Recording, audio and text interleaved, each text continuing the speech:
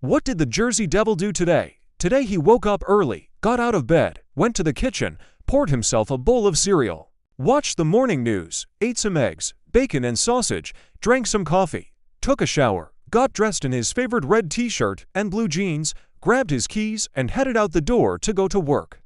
He works at a quarry, just a normal everyday job. He drives a dump truck, nothing fancy, just an everyday guy with an extraordinary past. See, he's the Jersey Devil. Now don't get me wrong, he does get a little wild sometimes.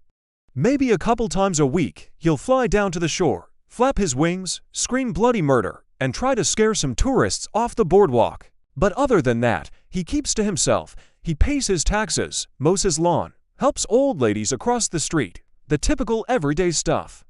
I mean, sure, every once in a while, like say a couple months back, he got into a fight with some kids. They were calling him a freak and a monster and all kinds of stuff, so he picked one of them up and was gonna toss him over the trestle out onto the highway. But then the kids started crying, and the Jersey Devil, well, he has a soft spot for crying kids, so he put the kid down and walked away. He was born in 1735 to a woman named Mother Leeds. She had 13 children, and when she found out she was pregnant with her 14th, she said, "Great God, what am I gonna do?" And the baby, well, it was a boy, and it came out all screwy, like with the head of a goat and wings and hooves and stuff, and it started flying around the room. Now, most people would have named him Satan or Lucifer or something like that, but not Mother Leeds. She looked at her son and she said, "You look like a devil, a Jersey Devil," and that's what stuck.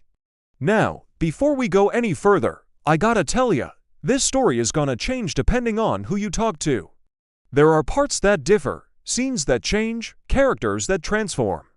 In fact, in some versions, the Jersey Devil doesn't even exist. It's just this apparition that appears in the woods to scare people. But you know what? No matter how many variations there are, none of them can top the original. The Jersey Devil flew out an open window and disappeared into the night.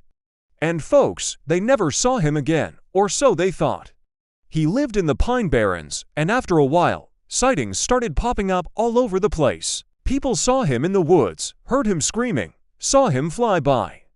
Then in 1909, a man named Harry Leeds, yes related to Mother Leeds, I believe, was driving his horse down the road when suddenly his horse stopped, reared up on its hind legs, and started neighing like a female horse.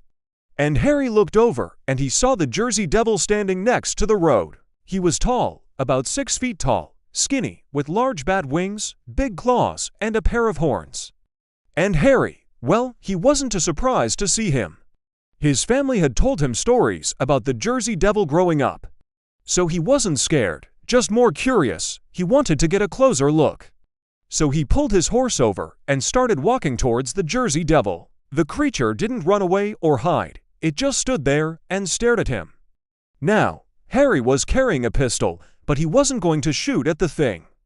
And the Jersey Devil, well, he wasn't going to harm him either. They just stood there, looking at each other for a few seconds. Then the Jersey Devil turned and ran off into the woods. Folks, that is the story of the Jersey Devil. Well, most of the story, there are parts missing, details that are a little foggy, like in some versions. The Jersey Devil lives under the bridge by the Oldman's Road. In others, he was actually seen in the town of Cape May, and some claim that he lives in a cave in the woods with a whole bunch of treasure that he stole from a shipwreck. But no matter where he is or what he's doing, one thing's for certain, he's always near the Pine Barrens. If you ever go there, just keep your eyes open and your mouth shut, because if he sees you, well, he might just try to eat you. Thanks for watching.